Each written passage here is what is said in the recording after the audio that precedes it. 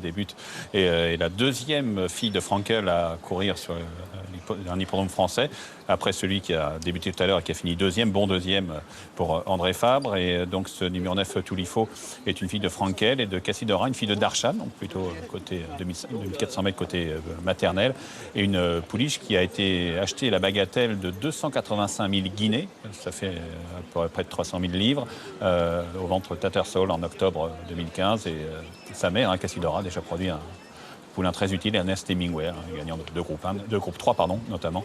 Et donc on attend beaucoup de cette fille de Frankel, le numéro 9, Toulifo, monté par Christophe Soumillon.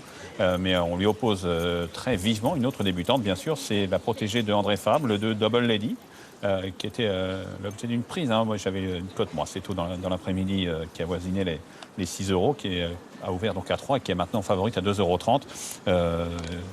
Double Lady, une fille de Stormy River, et la mère Montagne Magique est une fille de Miss Bigotten, qui, pour déjà Kazakh Coulandris, avait connu une belle carrière. Et donc, apparemment, on attend beaucoup de cette protégée, donc de André Fabre, montée par Pierre-Charles Goudot. Francis Graffard présente le numéro 8, Super Lily. Il est aux côtés de Thibaut. Ouais, merci Francis. On profite un peu de la frondaison des arbres pour être à l'ombre, parce que c'est vrai qu'il fait chaud. Alors cet après-midi, vous présentez, comme tous les autres participants de cette épreuve, une pouliche qui est inédite. Comment s'y prend-elle le matin ? Bien, c'est une pouliche qui m'a montré de bonnes choses le matin. Je l'ai toujours bien appréciée. Elle a bien fait physiquement. Elle est parquenne d'argent, elle peut être un petit peu regardante, un petit peu à se stresser pour pas grand-chose. Là, je la trouve bien calme, et c'est pour ça que je l'ai amenée aux courses plutôt que de la regaloper encore une fois. Donc on va la monter pour elle.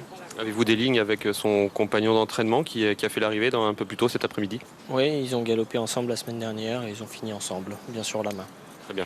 Un petit peu plus tard, c'est-à-dire dans une demi-heure, vous allez présenter le 505, That Wish Is Not, qui s'est classé 3e pour ses débuts à Deauville. J'imagine qu'il est monté sur cette course de début. Comment a-t-il pris justement comment a-t-il encaissé cette épreuve ? Bien, très bien. Elle a fait une bonne performance. Je m'attendais à des bons débuts. On avait malheureusement un mauvais numéro et on l'a un peu subi. Mais elle a bien accéléré pour finir. Au niveau du timing, je suis peut-être un petit peu rapproché, mais je la trouvais vraiment bien et j'avais envie de la garder corde à droite. Pour l'avenir, écoutez, je la trouve bien. J'espère qu'elle va bien se comporter, mais elle devrait en tout cas. Très bien, merci pour ces précisions, Francis. Voilà, alors qu'on va au canter la favorite Toulifo, le numéro 9, qui est cette co-favorite. Et on va la voir, cette pouliche qui va s'élancer la salle numéro 6. Tout se présente bien, 1400 mètres à parcourir, bien sûr. L'objet de beaucoup d'attention dans cette épreuve. On voit que le numéro 6 est l'objet d'une petite prise. Rimska, protégée de Pia Brandt, qui est une fille de Le Havre. Ma mère est par Land End. Et donc une pouliche qui a été achetée pas très cher, 35 000 € au ventre de Deauville au mois de décembre 2014, et qui cependant fait l'objet d'une certaine confiance apparemment dans cette épreuve. Où on voit ici le numéro 7, El Camila, protégée de Johan Gouraud. Camila, une fille de Coastal Pass, et la mère est par Denham Red. On imagine que l'avenir est plutôt sur les obstacles. Ce qui n'empêche pas de venir courir en plat évidemment, mais elle a plutôt été élevée, semble-t-il, pour réussir sur les balais. Derrière elle, Kazakh la feu rouge, blanc avec des manches vertes, c'est Étincelante, le numéro 4. Kazakh aux couleurs basques. Étincelante, une fille de Tin Horse, le gris, et de Nakamti, qui est elle-même une descendante de Fräulein, d'origine maternelle Sandor, si on monte un peu plus loin. On la voit au canter, cette Étincelante, donc peu en vue également. 29 contre 1, mais les parieurs qui sont fixés principalement sur 2 pouliches, puis ensuite sur le numéro 6 et sur le numéro 10, mais les 2 pouliches, celle d'André Fabre et celle de Jean-Claude Rouget, focalisent toute l'attention. Vous la voyez, cette Double Lady. Numéro 2. Kazakh Benoît. Ici, le numéro 3, Lady Sydney, entraînée par Romain Ledren-Doleuse. D'Ouverture Espauline, côte qui est remontée assez régulièrement. D'origine américaine, achetée peu cher, 3 500 € au vent de Deauville au mois de novembre 2015. Oui, Thibaut. Au sujet de Lady Sydney, le numéro 3 justement, dont vous évoquiez le cas à l'instant. Romain Ledren-Doleuse me disait qu'elle risquait peut-être de manquer d'un travail ou deux avant de d'effectuer ses premiers pas, mais il trouvait qu'elle faisait preuve de beaucoup de maturité. C'est la raison pour laquelle il n'a pas hésité à la présenter là, même si selon lui, il risque peut-être de manquer un petit peu de travail avant d'effectuer ses premiers pas. Voilà une pouliche qui, selon lui, en tous les cas le matin, fait preuve de pas mal de maturité. Très bien. Alors que l'on retrouve notre Toulifo, pouliche qui n'a pas un modèle très impressionnant, il n'est pas fait en puissance, il n'est pas fait en puissance, mais il y a peut-être aussi aux côtés d'une pouliche assez costaude comme Do It in Rio, numéro 5, alors qu'on retrouve Silver Lily, numéro 8. Pouliche dont nous parlait son entraîneur Francis Graffard tout à l'heure. À droite de l'image, Kazakh Strawbridge, c'était Clifford Takeoff. Alors qu'on retrouve ce numéro 5, Do It in Rio, pardon. Entraînement de Eman O'Neill, qui connaît une belle passe de forme en ce moment. Do It in Rio, une fille de Rio de la Plata, le talent Godolphin. La mère est une fille du très rapide Agnes World. En rouge et blanc, c'est paisible et sage, l'As. Bon, c'est mon grenat et blanc. Cote qui est remontée à 19 contre 1. Fille de Sedgeburg, la mère Pisphonique qui parle de très bon saphonique. Et on retrouve un peu plus loin pour l'anecdote Pampabella, qui était en son temps 3e d'un prix Diane pour Jean-François Daubin. Double Lady au premier plan. Pierre-Charles Boudot sur cette fille de Stormy River, dont elle a hérité la robe grise. Ici, ce Rimska, Jacques Jatière, vient ensuite, donc avec Maxime Guillon, sur cette fille de Le Havre, qui est très en vue. 8,80 € face aux deux grandes favorites. Petite touche sur le 10. Clear for take-off.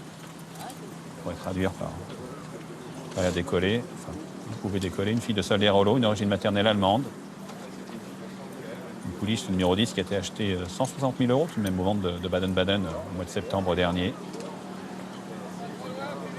Qui s'est lancée tout à l'extérieur. On la voit. Une pouliche grise avec Thierry Jarnet sur le dos.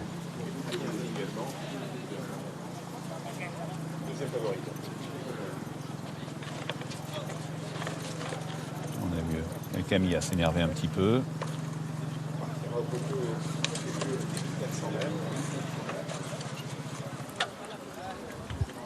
Alors ces pouliches débutantes vont entrer dans les stalles pour la première fois en compétition. Bon, en principe, elles ont fait plusieurs essais à l'entraînement.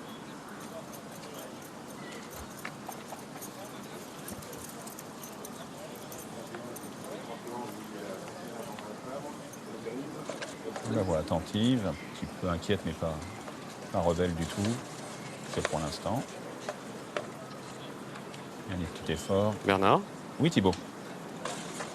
Egan O'Neill présente le numéro 5 au départ de cette épreuve. Do It in Rio, pardon.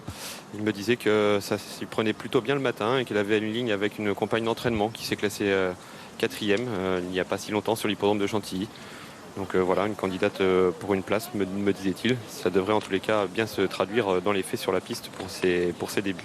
Très bien. Et puis je n'ai pas croisé Pierre Brandt, mais Joachim Brandt, qui me confiait aussi qu'ils attendaient un bon comportement, une bonne tenue de la part du numéro 6, Rimska, même si il avouait qu'avant coup, il se voyait lui aussi un peu barré par les candidates les plus en vue au départ de cette course. Voilà, les entraînements O'Neill et Brandt qui sont là pour prendre une bonne place et peut-être mieux en cas d'un faux pas d'un des favoris. Très bien. L'une des favoris, pardon. Ouais. On voit Do It in Rio à l'extérieur, donc ce numéro 5. Et puis PC, je garde la main, PC oui. Qui est revenu sur la course de début de son pensionnaire qu'il avait dans la deuxième course. Il me disait c'est quand même dommage qu'il se soit un peu élancé avec un contretemps par rapport à ses adversaires. Et il a bien aimé la façon dont il s'est comporté dans la ligne droite. Donc voilà, surtout pas condamné bien sûr. On a vu que le cheval était revenu pousser le futur lauréat dans ses retranchements dans la ligne droite. Mais c'est vrai que s'il avait pu partir avec les chevaux de tête, il aurait certainement donné chaud au gagnant. Oui, certainement. Avec l'expérience, il ne devrait vraiment pas tarder à trouver le chemin de sa première victoire. Un autre Médène, alors qu'on entre dans sa stalle étincelante, le numéro 4. Quant à Do It in Rio, c'est fait maintenant. Une pouliche puissante, cette Do It in Rio. Ici, le disque Clear for Take-Off. Vous voyez un peu de la queue, un petit peu nerveuse, mais tout se passe bien.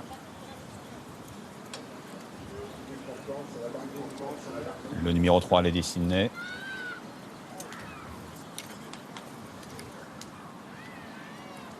qui doit être la dernière, si je ne me trompe. Le départ qui ne devrait plus tarder.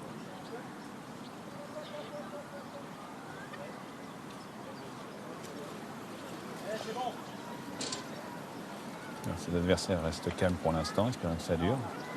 Et elle est plus rétive que ses adversaires, justement, pour rentrer. On voit la couche des oreilles, mais en force ça passe, semble-t-il. Départ imminent. Les débutants dans ce prix de la ville de Saint-Arnoux, départ en retraite du 6 Rimska qui a marqué une hésitation qui revient dans le peloton maintenant avec Lady Sydney, le numéro 3 qui prend le meilleur un peu à lente aux côtés du numéro 4 étincelante, Kazakh rouge et vert côté corde, suivi par l'As paisible et sage tout près avec ensuite la favorite Kazakh rose à pois, c'est le numéro 9 Toulifo, la fille de Frankel, accompagnée par l'autre favorite, le numéro 2 Double Lady, Kazakh noir, toque rouge à la corde également, suivi par le numéro 6 Rimska, bien revenu, Kazakh marron, toque grenat, avec un peu plus loin à l'extérieur le 10 Clear for Takeoff qui vient à flanc de peloton à la hauteur du numéro 7 El Camila. Au dernier rang, c'est le 5 Do It in Rio qui ferme la marche derrière le 8 Silver Lily. Mais elles sont encore relativement groupées dans le tournant avec le 4 étincelante et Antoine Verlet qui emmène le As paisible et sage, et à l'extérieur le 3 Lady Sydney, Kazakh blanche toque noire, avec tout près le numéro 9 Toulifo, donc Kazakh rose et qui est en bonne position côté du numéro 2 Double Lady qui vient avec à son intérieur le 6 Rimska un peu sollicité maintenant, à l'extérieur le 3 Lady Sydney suit, vient complètement en dehors maintenant, suivi par la Kazakh blanche, le 10 Clear for Takeoff. Elles sont encore groupées pour entrer dans la dernière ligne droite avec au centre de la piste pratiquement le 2 Double Lady toque rouge attaqué par la Kazakh rose de Toulifo, maintenant suivi par là ce paisible sage qui passe à l'attaque complètement à l'extérieur devant le 3 Lady Sydney et le 6 Rimska qui vient en pleine piste, mais c'est le 2 Double Lady qui prend le meilleur maintenant à la corde, le 8 le 9 Toulifo sur la lisse repart maintenant le 9 Toulifo, les 2 Double Lady à la lutte pour la victoire, les 2 favorites à la lutte pour la victoire, le 9 Toulifo qui va peut-être être la première fille de Frankel à gagner en France, mais le 2 Double Lady lui oppose une vive résistance, le 9 devant le 2 Double Lady, troisième place pour le 6 Rimska, les favorites donc les 3 premières places. Arrivée provisoire de cette quatrième épreuve ici et le succès tout à la fin pour la fille de Frankel, effectivement le numéro 9 Toulifo qui toise sur le fil, la représentante d'André Fabre, le numéro 2 Double Lady, et pour les axes et sites ils vont revenir par ordre de préférence au numéro 6 As et 10 me semble-t-il, arrivée provisoire 9-2 6 As 10. Et aussi, ça semble être le cas, hein, Thibault, l'ordre d'arrivée, la victoire de Toulifo, la fille de Frankel. Donc il restera dans l'histoire comme la première fille de Frankel, premier produit de Frankel à gagner en France. Et on la voit qui a été un peu débordée, on a la tête un peu en l'air, peut-être un peu bébé encore, au contraire du numéro 2 Double Lady qui a pris le meilleur, qui lui a pris, semble-t-il, au moins une longueur à mi-ligne droite. On notera que le 6 Rimska s'est bien comporté après son départ un peu hésitant. Et on voit ici le numéro 9 Toulifo pour Jean-Claude Rouget, donc avec Christophe Simon qui repart bien et qui finalement s'impose avec une certaine marge, même si Double Lady n'a pas démérité du tout. Rimska est ensuite devant l'As paisible et sage, et le numéro 10 Clear for Takeoff devant le 5 Do It in Rio. Christophe Simon qui remporte sa 76e victoire, une victoire, vous l'avez dit, un peu historique quand même avec Toulifo, premier produit de Frankel à s'imposer en France, 9, 2, 6, As et 10 pour l'arrivée de cette épreuve. On retrouve Vichy